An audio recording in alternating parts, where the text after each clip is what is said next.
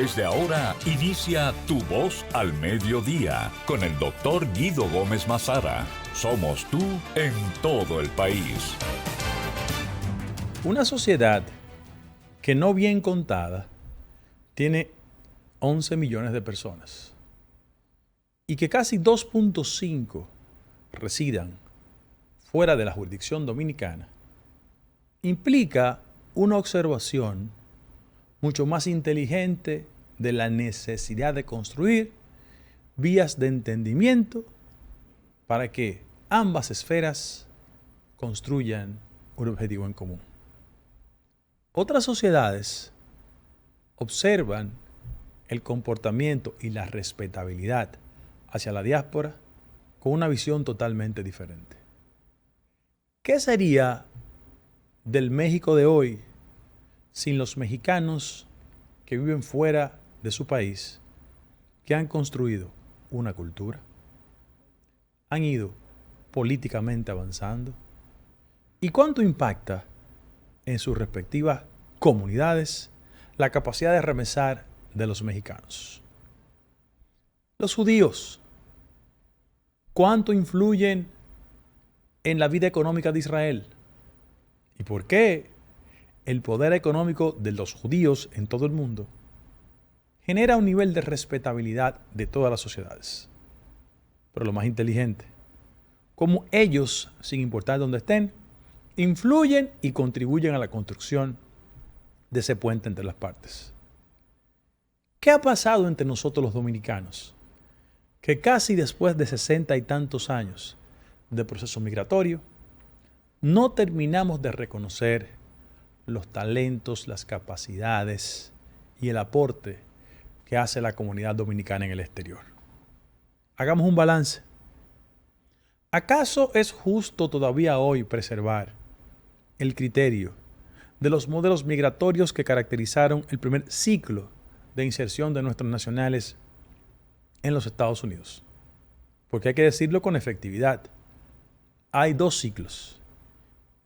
El que desde el año 1965 hasta la crisis de los 90 se caracterizó por el modelo migratorio económico con una fase inicial política, y los que en segundo ciclo se establecieron en Europa.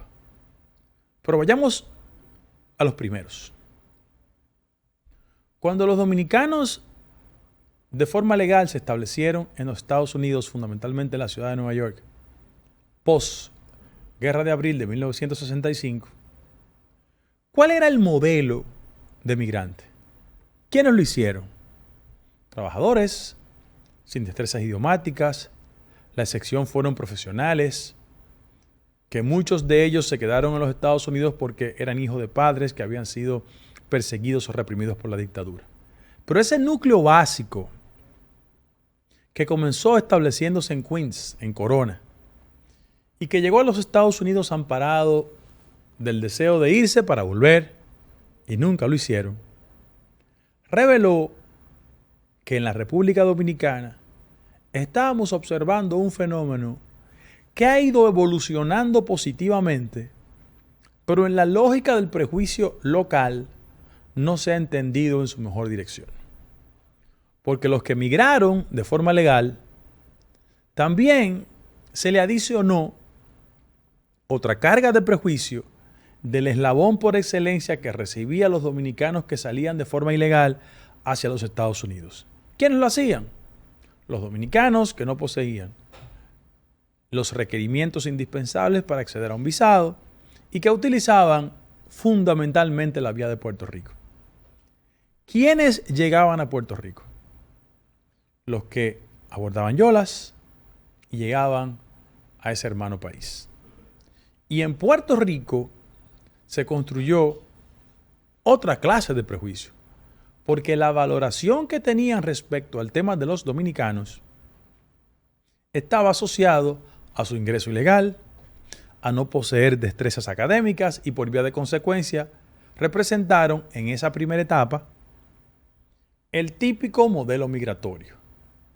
Trabajos agrícolas, trabajos en la construcción, e inclusive para entender una parte del fenómeno global de la migración hacia los Estados Unidos.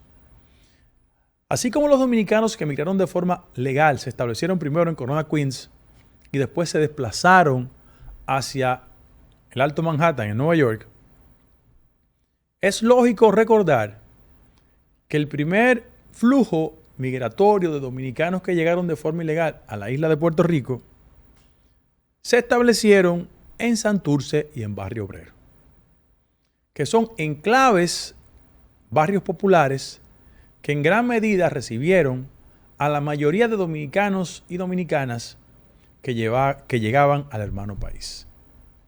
Pero de eso han transcurrido 60 o 70 años.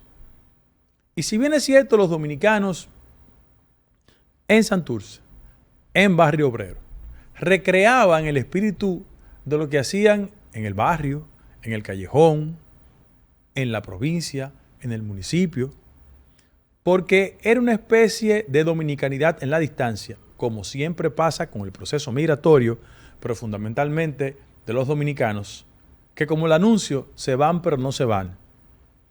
En Santurce, siempre hacían habichuela con dulce.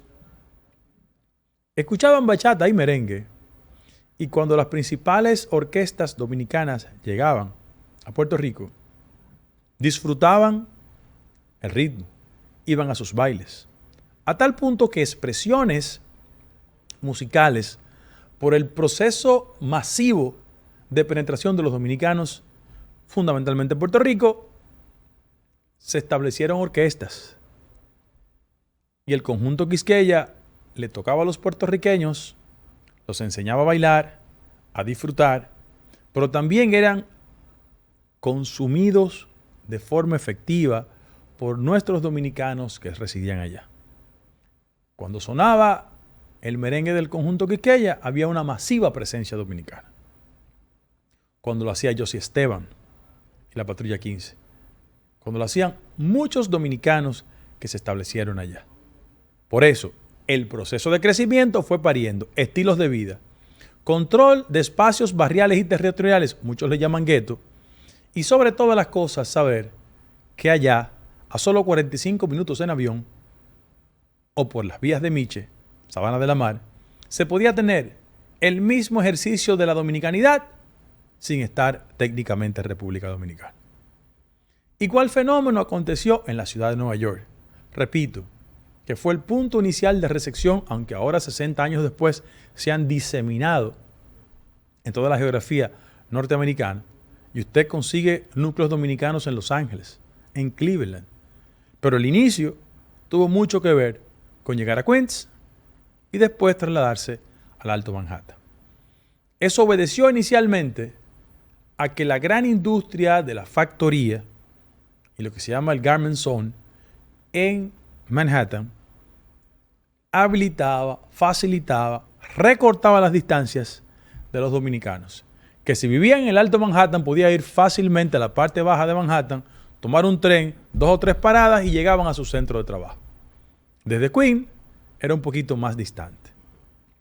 Y los dominicanos, así como en Puerto Rico, Barrio Obrero, Santurce, construyeron su dominicanidad, los dominicanos en el Alto Manhattan fueron desplazando a la presencia inicial. Ese es un sector que en algún momento se llamó Sugar Hill, pero que la presencia irlandesa fue desplazada por los dominicanos que comenzaron a masificarse y construyeron también en Nueva York, en el marco del frío, su dominicanidad en la distancia. Bailaban bachata, les gustaba el merengue, celebraban todas las actividades propias del país y disfrutaban los hábitos alimenticios. Si aquí en San Carlos comían, disfrutaban la habichuela con dulce en Semana Santa, lo hacían en el Alto Manhattan. Y si cualquier dominicana con destrezas en el mundo de la cocina entendía que la mayoría de los dominicanos querían consumir la habichuela con dulce en Semana Santa, colocaba un puesto de venta en cualquier esquina de Washington High, 181 con Broadway. Y ahí la dominicanidad se recreó de tal manera que mandó una señal a los neoyorquinos de que los dominicanos no solo llegaron para quedarse, sino que transformaron la presencia de otros grupos migrantes que siempre estaban posicionados en la parte alta de Manhattan. Ese proceso no ha sido todavía bien entendido por nosotros, porque desde la República Dominicana se fueron construyendo prejuicios nunca válidos en algún punto entendible, sin observar los procesos de evolución que se ha experimentado en todo el ámbito de la migración. Reitero, nadie sale de su país porque quiere. El fenómeno migratorio es un fenómeno propio de los sectores y segmentos que se sienten marginados, excluidos y sin oportunidad. Paréntesis abro, salvo el tema de las persecuciones de carácter política que caracterizaron una etapa del proceso migratorio dominicano hacia los Estados Unidos.